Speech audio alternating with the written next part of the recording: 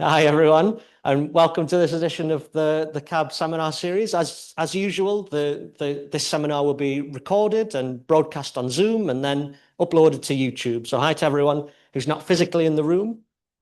It's a pleasure to welcome Javier Piqueras Lopez here to talk to us about the European Extremely Large Telescope, the largest telescope in the world, and critically, the CAB's contribution to that. So Javier's role in this consortium is Javier's role here at the CAB is on kind of the development of astronomical instrumentation, where he's a key member of the HARMONI consortium, which is one of the instruments that's going to allow us to make sort of scientific discoveries on the European Extremely Large Telescope. And Javier's role within that consortium is a calibration scientist. So Javier started his career here at the UCM in Madrid, the Universidad de Complutense de Madrid, where he focused on extragalactic astrophysics. And since then, he's focused more on the sort of instrumentation development side, where, as I've said, he's become a kind of key member of this large international consortium. So with that, Javier, I'll let you take it away, and looking forward to the seminar. Thank you. Thank you very much, Lee, for this beautiful presentation. So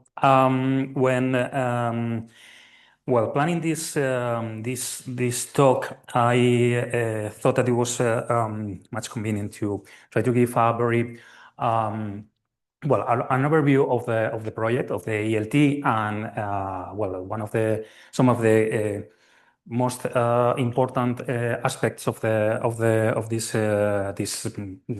very large and very big project in terms of complexity and also due to there are many actors involved, and try to keep it in a very basic content so everybody can follow up, and I will try to just highlight a few more technical aspects of the instruments at the end of the talk, with the idea of giving some time for questions, in particular for all the astronomers here in the audience, present or remote.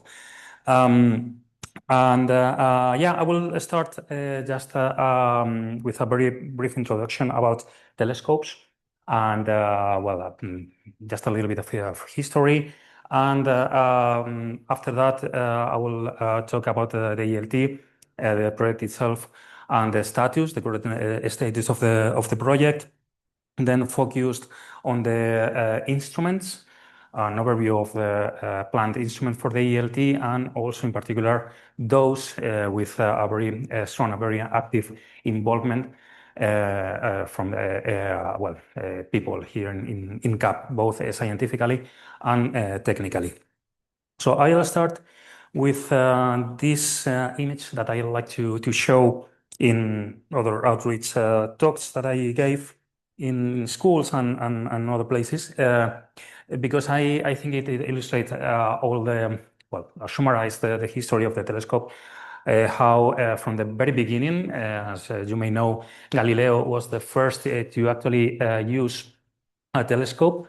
He wasn't the inventor of the telescope, but he was the first to use the telescope to actually observe the sky. Probably you have seen these drawings of Jupiter, the Jupiter moons, and the moon actually, and how in the last 300 years the telescope has evolved significantly, not only in the concept coming from basically lenses to mirrors with Newton, but also how they have grown in size, in particular in the last 100 years, more or less.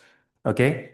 So why is this need of building larger and larger telescopes? Okay. Well, basically, we have two main reasons. Okay. The first is I think it's more obvious. Okay. The larger the mirror, the larger the collecting area. Okay. So you can get more photons, and it improves the sensitivity, okay, of the telescope, and in particular, not only the telescope, but all of the instrument that will come after the telescope. Okay. So yeah, basically, increasing the area of its primary mirror that we call this the first very huge or large mirror of the telescope, you have an exponential improvement, okay, of the ability of the telescope to collect photons. Okay. Second reason, well, this is all a thing that applies to other optical systems. Basically, if you increase the physical aperture of your optical system, you will improve the spatial resolution. What's the spatial resolution? Basically, your ability to resolve, okay, things that are very close together. Okay. So in this case, the theoretical resolution basically is proportional, okay, to the size of this primary mirror. Okay, basically because you have a physical aperture, you have some diffraction effects, and you get from a point-like source, you will get some broadening, basically because of the optics. Okay, here in this picture, I show the largest telescope built right now. Okay, as you may know, it's the Gran Telescope de Canarias, the GTC in La Palma. It's a 10-meter class telescope, and how it compares with well, a basketball court and a tennis court. Okay. It is the largest by just a small amount, okay, of its diameter is 10.4 meters. There are others that are more or less of the same class, like the KEX or the VLT in Chile that are well, the KEX is, there are two telescopes, 10-meter telescopes, and the VLT in Chile that are 8-meter class telescopes. Those are the largest telescopes right now in any ground-based observatory, and how they compare with the three current projects of building what we call the extremely large telescopes, okay, that are significantly larger. Okay, I show here the GMT that is planned to be built in Chile, also in Las Campanas. The TMT, the 30-meter telescope, that is also a project of building a 30-meter telescope somewhere on the North Hemisphere, hopefully in La Palma. And the largest one, the ELT, formerly the European Extremely Large Telescope, that is being built in Cerro Amazonas in Chile, the South Hemisphere. Okay, so these are the three current projects of building the next generation of ground-based telescopes. Of course, I always talking here about optical telescopes. Okay, there are all kind of telescopes, but are focusing only on optical telescopes. With this increase in size, we need to also overcome different problems. And I want to spend a few minutes talking about atmospheric turbulence unseen, because it will this issue that was already well known in the last century, because basically you can observe seeing even with your own eye, more or less. Okay, so since we need to build larger and larger mirrors and try to improve the spatial resolution, okay, there are a physical limit, basically because of the atmospheric turbulence that you need to overcome. And this is what we call the atmospheric scene. And as I said, is key to understand this very large project, and the need of techniques that compensate this effect is so important that they somehow drive the design of the telescopes and also the instruments. So I don't think you can see here well, it's basically a picture of the Milky Way, okay, taken with a normal reflex camera, nothing too fancy. So as you may know, the atmosphere of the Earth is basically formed by different layers with different temperature and densities, okay, that generate turbulence, okay, and basically they are constantly moving.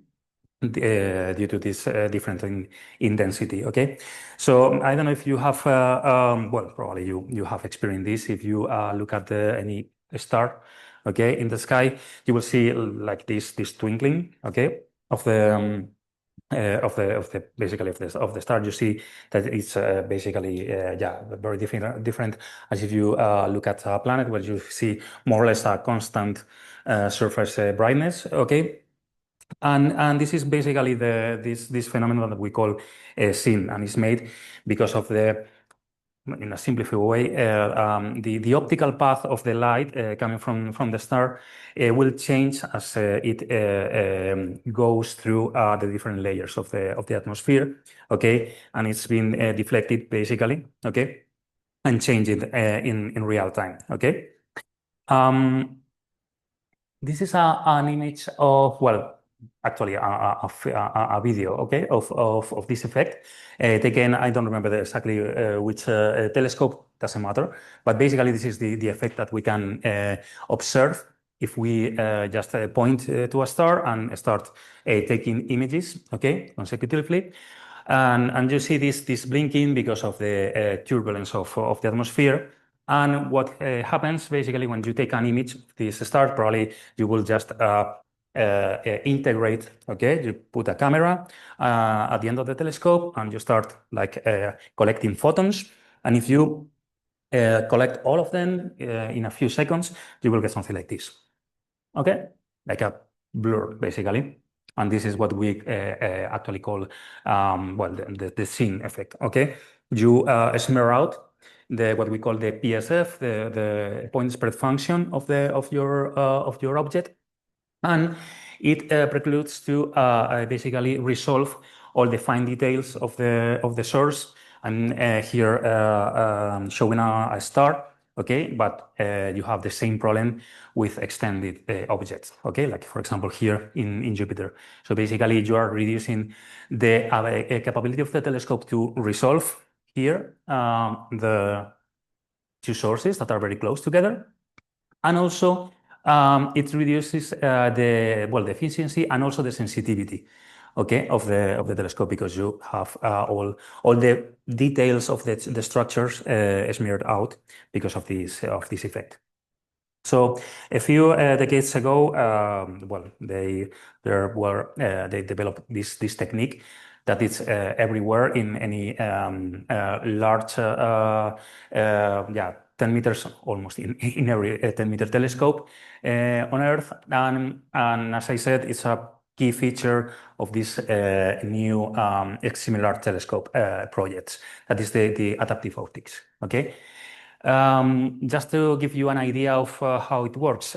So you have these layers of turbulence in the atmosphere, okay, that will perturb somehow the wavefront from the light coming from your favorite source, okay. And that's what made this twinkling and this blur of the PSF. Okay, so what we do is to observe a reference source. This source can be natural or artificial.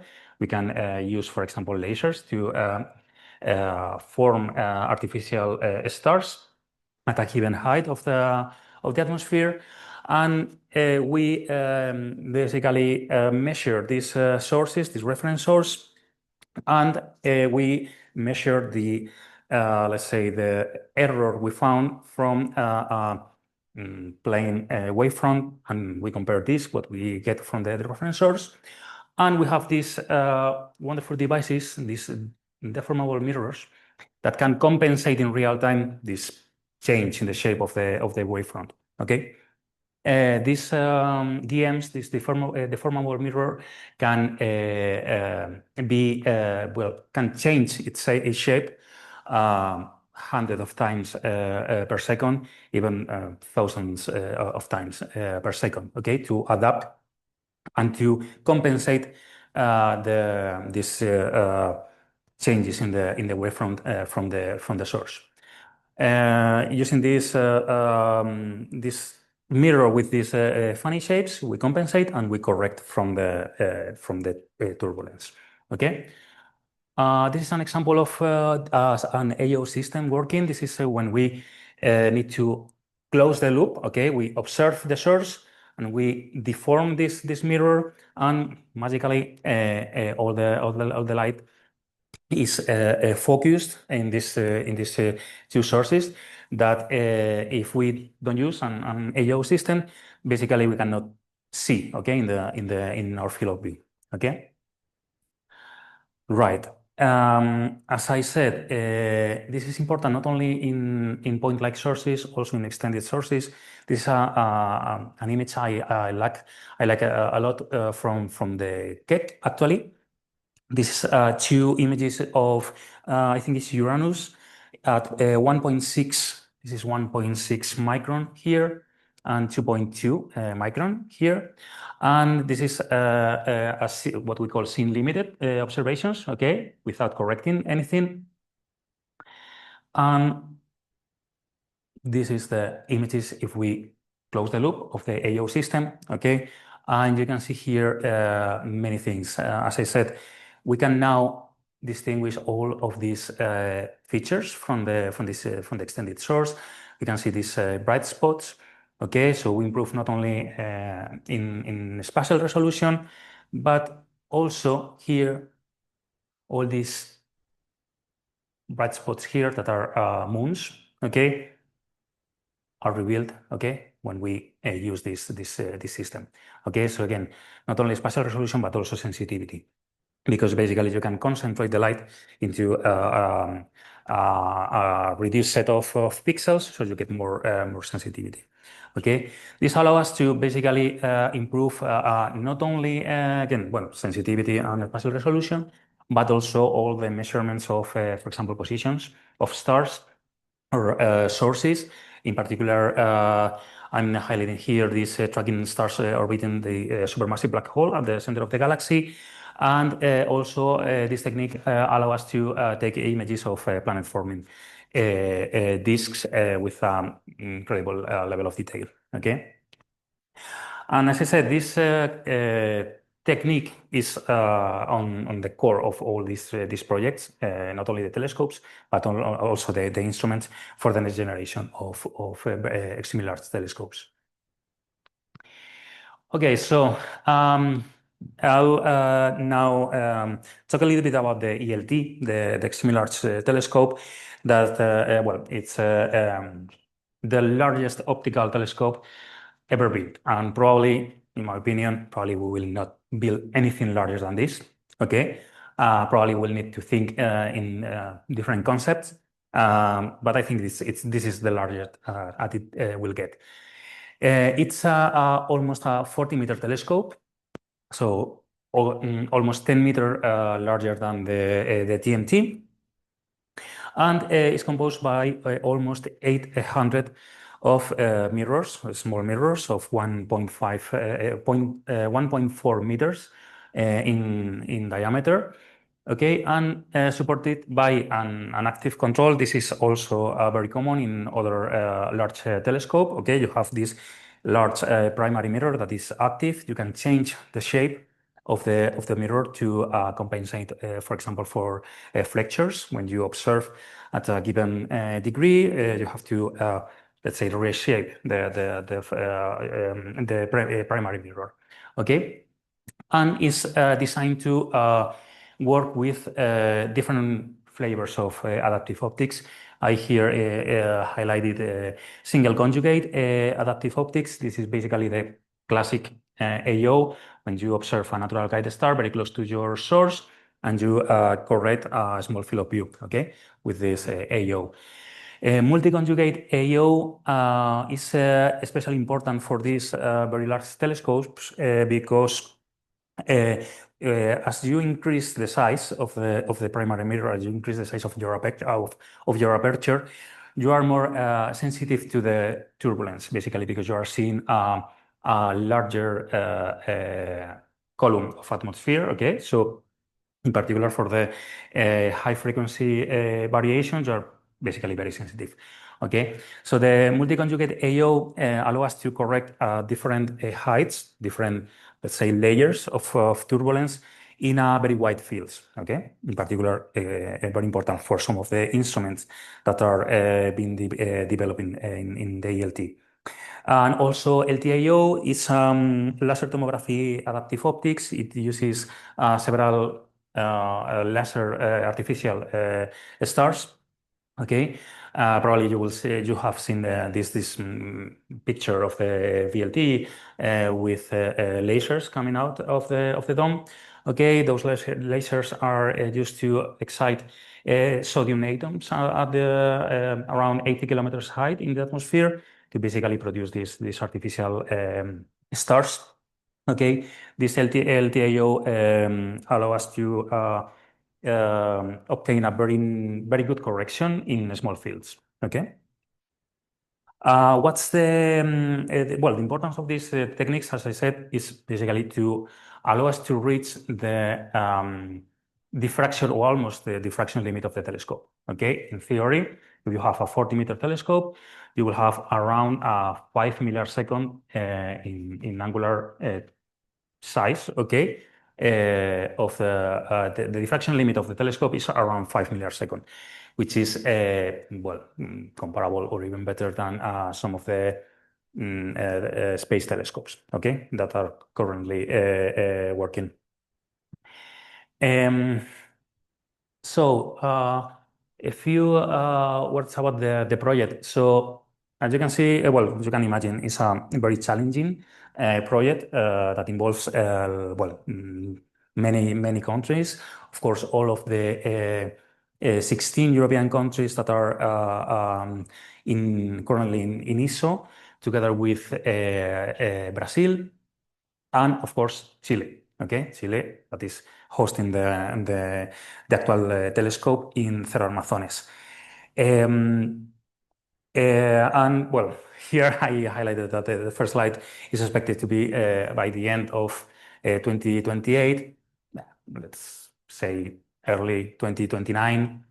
Probably if I give you the same talk in 2 years, I will probably add a few months to this date. But as you see in the picture, is a reality. Okay, this is very nice because at the very beginning of my involvement in the project in HARMONI, I only used 3D models of the telescope, and now every time I give this talk, I can change basically the pictures I use with the process of the actual building of the telescope. And well, why we build this telescope? Of course, for doing science, and you can imagine that the science cases and all of the expectations in terms of the scientific production of the telescope goes in parallel with the technical challenges of the project. Okay, so basically it's designed, okay, to cover an extremely wide range of scientific cases, from solar system sources, exoplanets, star formations, galaxy evolution, cosmology, even fundamental physics. Okay, I will just highlight a few of them later on in this talk. Okay, some aspects of the telescope.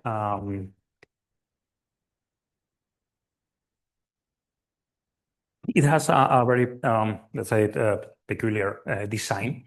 It's a 5-meter design, okay, because basically of the limitations of building some of these mirrors, okay, because well, you cannot build. We have technical limitations of the size of some of these.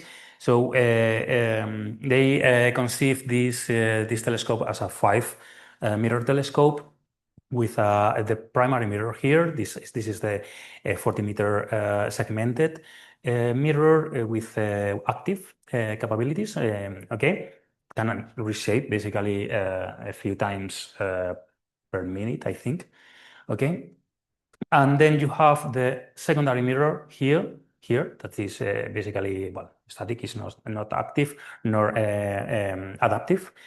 And then these two, the fourth and the second, the tertiary mirror, also static, and the fourth and the fifth mirrors that are actually the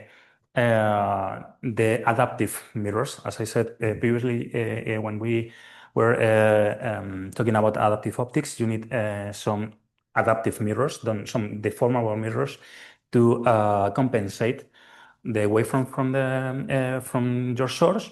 Okay, and the ELT has these two. Okay, that corrects a different spatial frequency basically. Okay, and also a different let's say different frequencies in the time domain. Okay, you have this fourth that can adapt and correct for the high spatial frequencies. And this fifth mirror, that is basically what we call a tip-tilt mirror. It just changes its orientation, okay? It doesn't change its shape in real time. We can send commands to this mirror and to other mirrors in the instrument at rates of more or less 1,000 times per second. Okay. Right. So this is a very nice video. It has a few months because they reached the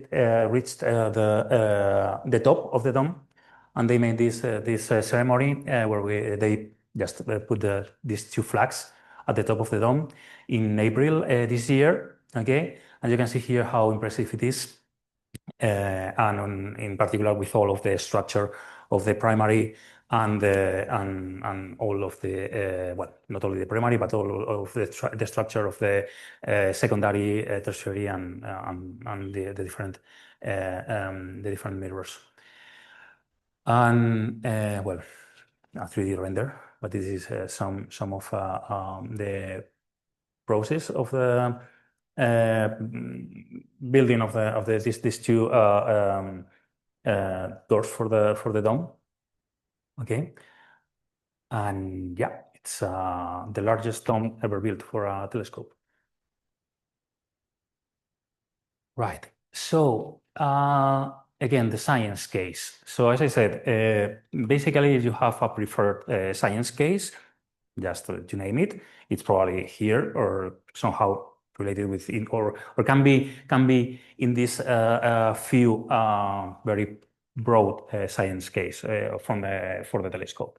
Okay, as I said, from solar system, high resolution studies of planets, moons, asteroids, exoplanets, and life, with the aim of direct imaging and take spectroscopic data of exoplanets and their atmospheres, galactic center and stellar populations, resolve or well, follow up with some of the spatially resolved studies of stars at the center of the Milky Way, star formation, interstellar medium, not only in our galaxy but also in other galaxies, galaxy formation and evolution. Again, from the study of local galaxies, local galaxies in our let's say our neighborhood, to what we call high redshift galaxies, and the study of the first stars and at the cosmic dawn, these population 3 stars, and tracing the earliest stages of the structure formation in the universe, and of course, cosmology, trying to shed some light on dark matter, dark energy. And one thing that I love is this fundamental physics studies. For example, the variability of fundamental constants. That is very incredible. Okay, so this is let's say the core of the science that we want to do with the ELT.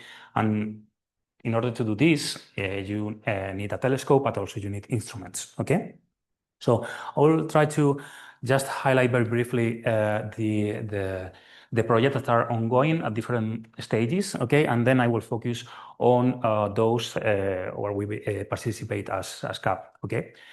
So we have what we call the first light instrument, that are now called first generation instruments for the ELT. We have Mikado, probably, well, it's going to be the first instrument for the first light of the telescope in 3-4 years' time.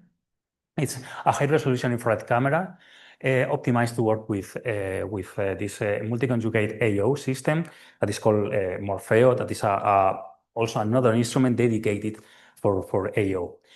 HARMONI, the first light or first generation infrared integral field spectrograph, okay, what we called in the past a workhorse instrument, basically designed to do a lot of different science and designed to operate with these different flavors of AO. METIS, a mid-infrared instrument to obtain high-resolution imaging and spectroscopy. And well, Morpheo, as I said, is an instrument dedicated to provide AO corrections to other instruments, in particular Mikado and HARMONI.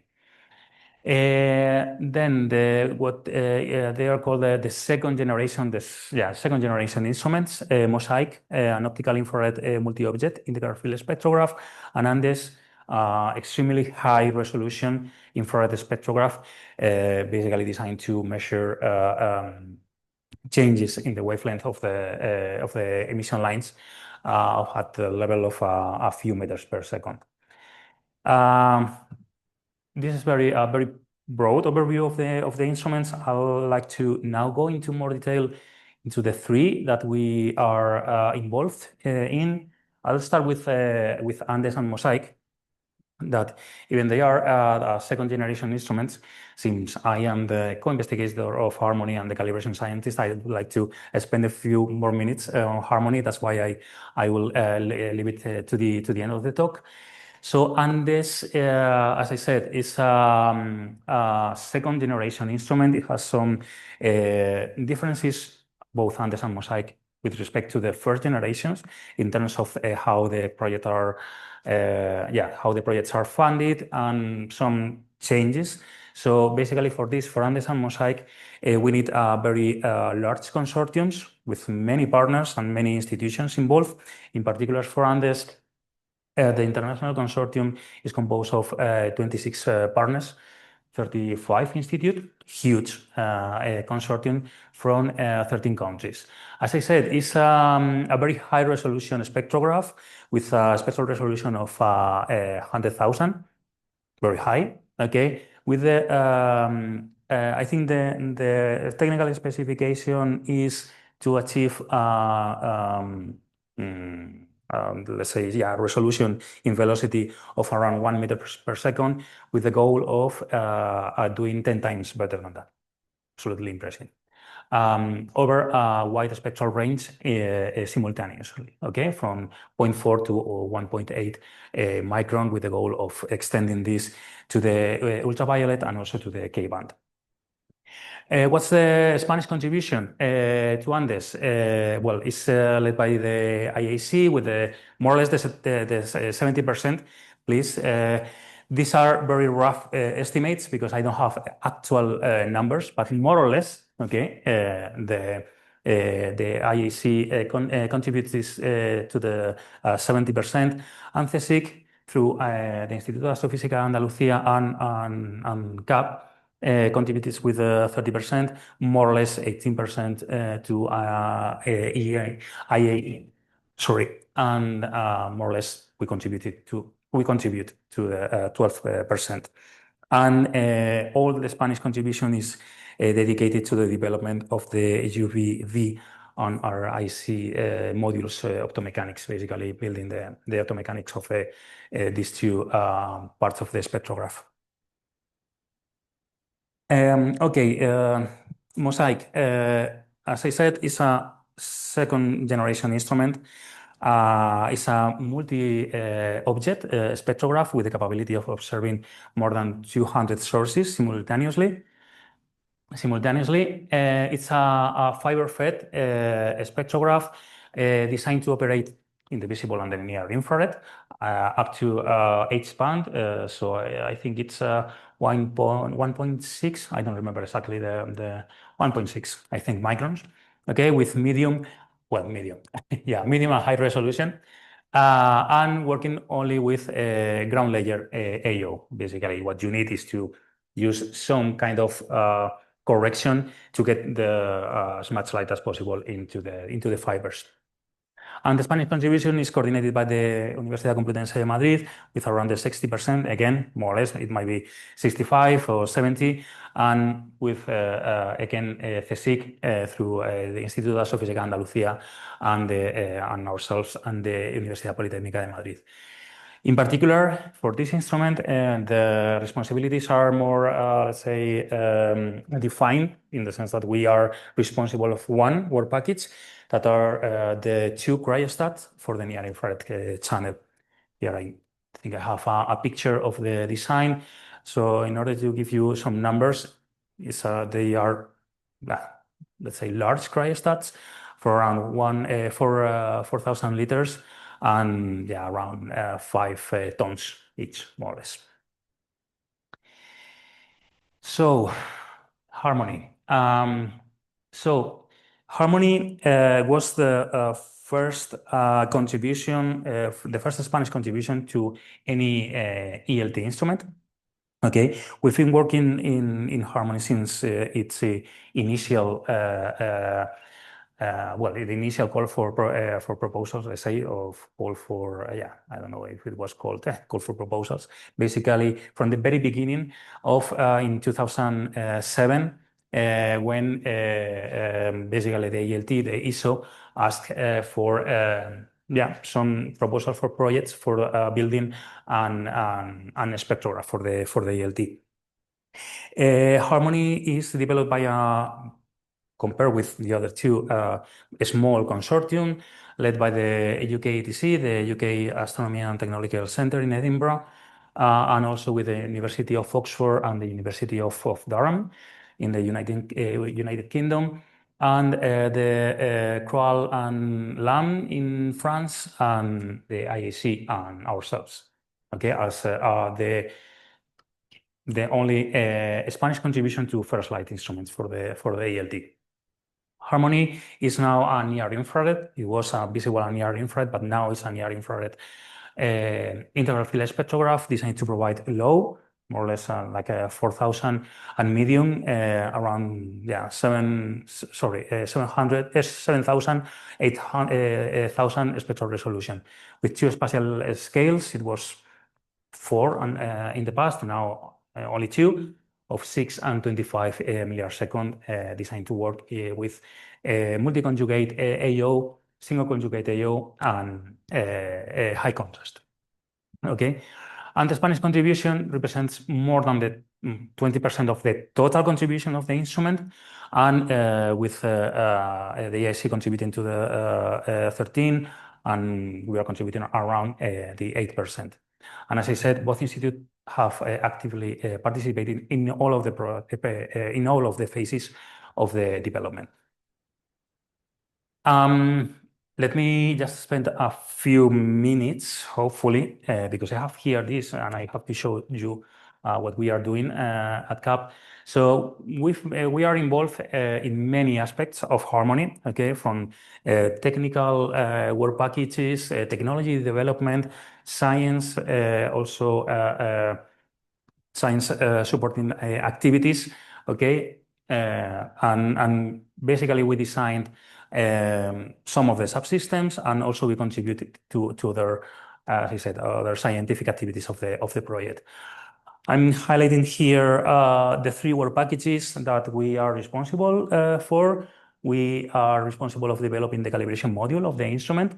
That includes all the functions necessary to do the science calibration and also the AO calibrations of the instrument. Also responsible for what we call the LOFs, lower the wavefront sensing subsystem, that host some of the wavefront sensors that are needed to operate the AO systems. And also the IFS calibration subsystem, that is an assembly integration and test tool for the spectrograph. Also, we've been doing as well. Part of the effort is focused on technology development. Right now, not only design, we have developed some engineering models for the calibration module and the pickoff module.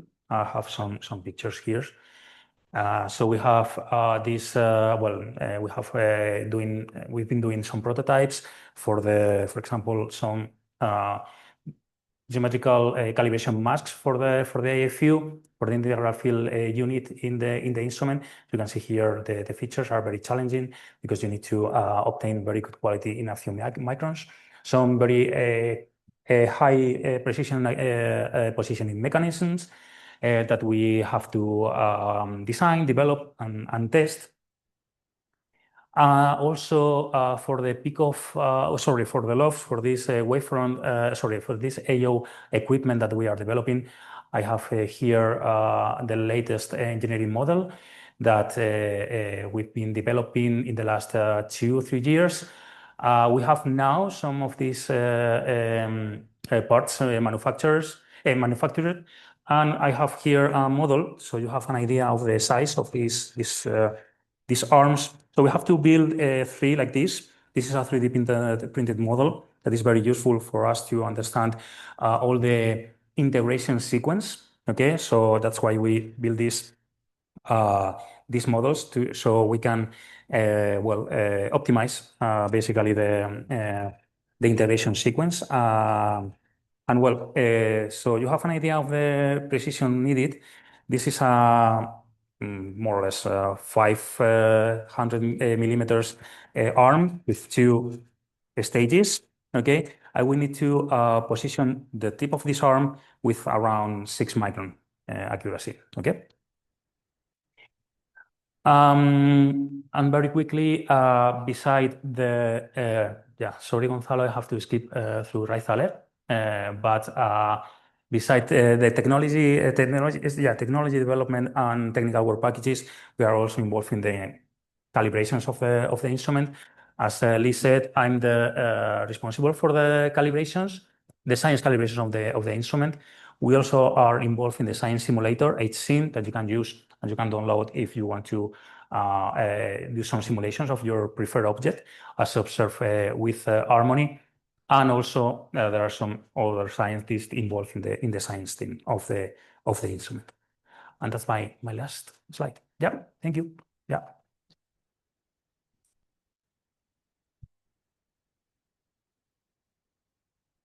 Hi, Javier. Thank you very much for that. That was an absolutely fantastic summary of the ELT and the contribution of the CAB to some of the key instruments on this fantastic facility. So we've got a good length of time for questions. So thanks for sort of sticking to the time. So I can take questions here in the room, and I can also take questions on Zoom. So should we start here in the room with any questions? I'll go to Miriam then. You. Hola Javier, gracias. Maybe you can explain a bit more how the prototype works and Yeah, sorry. is it to scale? Not. Sorry. Too quickly through this. No, because it's super interesting. But since you were trying to stick to time, I think when. Yeah. Okay. So we have here. This is the lofts. Okay. This is the subsystem that holds. You can see here some cameras. So this is not a camera, but basically a wavefront sensor. Okay. Working at a very high frequency. So we have here, and here 3 what we call pick-off arms, basically like this. Okay, that are used to basically pick off a source in the technical field to feed the wavefront sensors. As I explained previously for the AO, you need some reference sources. In this case, we use 3. And with each of these arms, we basically position them on the sky. Okay, we move them to across the technical field, and we position them, and then we track the source. Okay, along its path on the sky, because you have some relative movement because of the design of the telescope. And why are these arms so critical, and why we need such accuracy? Basically, because we rely on the knowledge of the position of this arm across the field to know the position of the object on the sky. And With that information, this information is critical to first establish an absolute coordinate system, okay, for the object that is being observed with the instrument, and also if we do a bad tracking of the not a good tracking of the object, we have a direct impact on the image quality. Okay, basically, if you imagine that you are not always pointing at the same place and you have some jitter, you will degrade the actual image quality of the instrument. So that's why these are so critical. And the technical specification for the arms is whether we need to position the I don't remember if it's the center of the mirror or what reference it is with accuracy. Well, it's not exactly accuracy or repetibility of 6 micron. Okay, so we should be able to go back and forth to the same point within a disk of 6 microns. And how many of these will Harmony have? 3. We have to build 3 of these. So this is a prototype. Okay, well, the engineering model. Okay, probably the interface is going to be different, but this is more or less. Yeah, it will look. It will look very much the same as this. Probably simplify a few bits, and this is built in aluminum. This is aluminum? No, steel. Steel. Okay, so it weighs like 16 kilos, something like that, more or less. So yeah, this is work well done by all the people in the group: Alonso, Iago, Irene, Guille, Laura, Gonzalo. So one Neribert. Yeah. So Any further questions in the room? Paul?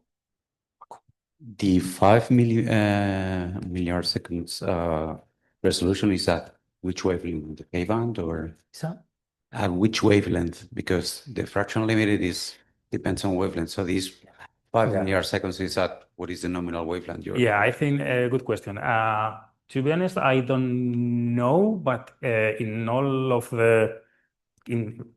I mean, in the context of Harmony and other instruments, we always consider 1.6 micron. Yeah, each one. But there are some other instruments that they will not reach 1.6, but yeah, more or less is in the each band. Yeah. Any questions on Zoom? So I was sort of wondering, you mentioned, that probably this is the biggest telescope that we'll have on the ground. Maybe you could say a little more of why we won't build any more bigger ones. Yeah, okay. So for sure, I mean, it's not a fact, okay? It's just an opinion. But I think the technical challenges that you will have to face are too much compared with the benefits that you will get for increasing. I don't know, if you go to a 100-meter telescope, for example, probably you could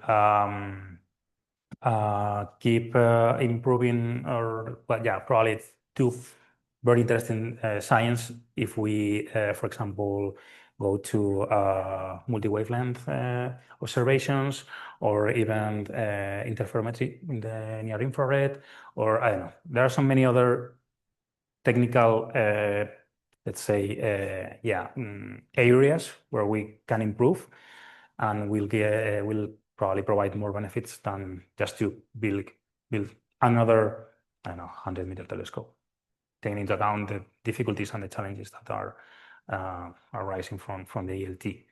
I don't know. It's going to be extremely difficult to build something bigger than this. And yeah, it's again, it's an opinion. Okay, it's an opinion. But I don't see. I mean, the ELT is also a very, very expensive project. Very expensive project. So probably you can make a better use of the money. I don't know, probably in space projects or yeah. So you think the big sort of improvements in sort of optical stuff will come from instrument development, for example, on the ELT Yeah, probably. Yeah, you have a large margin to improve. For example, investing in instruments rather than larger telescopes. Or for example, the interferometry. I think it's a if you can probably start building 8-meter classes telescope and try to improve the interferometry in shorter wavelengths. I know probably you will get better resolution for sure. So any more questions in the room?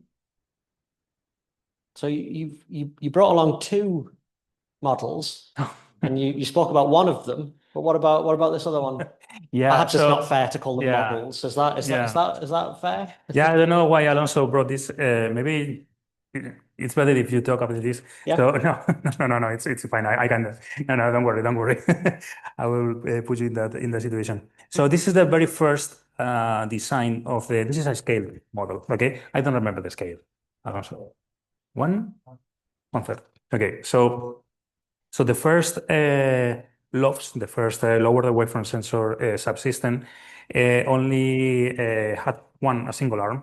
So we thought about a very different concept. So basically, you have the same technical field, this more or less the size of this bearing, okay, and we have only a single arm patrolling, because we thought when we were young and we were naive that with only a single arm it would be enough, okay, to track all of the basically to track scale changes across the field.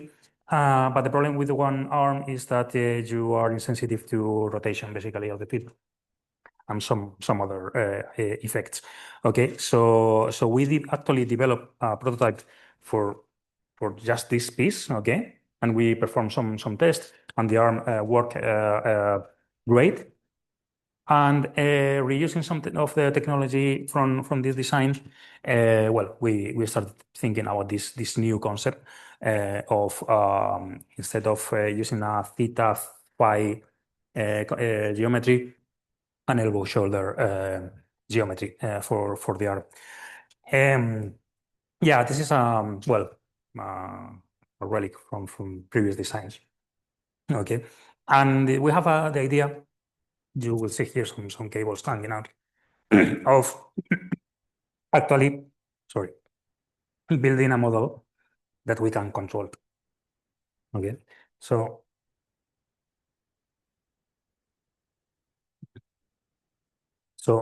I think these are stepper motors.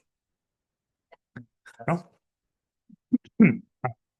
Servo. So the idea is to try to build a working model for the arm. Fantastic. Well, it seems like Javier can no longer field questions, although we do have one more. So, Irene? Quick question. So I heard a lot that HARMONI is a bit delayed. If the first light is in the 2028, 2029, will HARMONI be one of the first light instruments still? Or? Okay, so I was expecting the question. So so that's why I no longer say that HARMONI is a first light instrument, because it's not going to be ready for the first light. So the thing is that HARMONI has gone through a rescope process, basically. We have simplified significantly the instrument, trying to keep most of the science cases, or at least most of the science cases through this process of rescope. So this happened along the last year and a half, more or less, and we are now converting to an actual new design, and hopefully we will need maybe 8 years more to finish the development, design, manufacturing, test, and probably start commissioning the instrument no earlier than 2035 536, more or less. Yeah. So that's the situation. So yeah, probably they will. So we will have probably Mikado in 4 or 5 years from now. A simplified version because Morpheo will not be ready when Mikado arrives to the telescope. So telescope, the ELT will start working with Mikado with probably no AO. Then Morpheo, probably METIS will come later, and we'll see if Andes, MOSAIC, HARMONI, more or less, are expected about the same time. Yeah. Okay. Did you have a second question, Erin? Okay. In which case, let's thank Javier again for a fantastic summary.